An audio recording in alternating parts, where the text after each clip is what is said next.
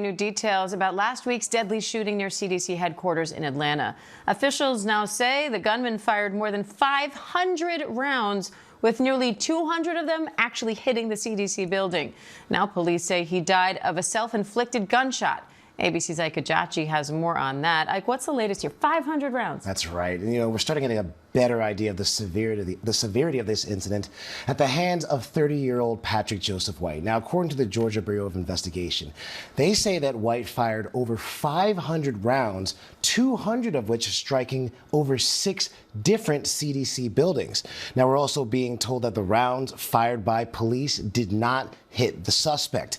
Now, investigators, they recovered a total of 5 firearms that belonged to White, as well as several other pieces of evidence. And we also know that over 150 windows across those 6 buildings have been destroyed, bullets even penetrating some blast-resistant glass, narrowly missing employees who were sheltering in place in their offices. Now, we do know that no CDC staff or employees were injured. We do know that DeKalb County police officer David Muir was killed responding to this shooting.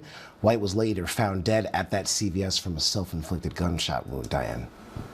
And police say that documents also showed the shooter had suicidal thoughts and was unhappy about the COVID vaccine. What more are you hearing about that? Yeah, that's right. So we're essentially starting to learn more information about his motive.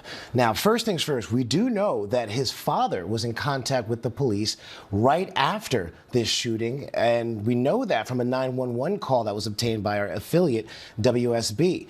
Now, they're saying that the father contacted police shortly after the shooting and that he was concerned his son may have been responsible. Now, according to that incident report, White's father told police he hadn't seen or heard from his son since the night before. And his father also told police that his son essentially left him what looked like a suicide note.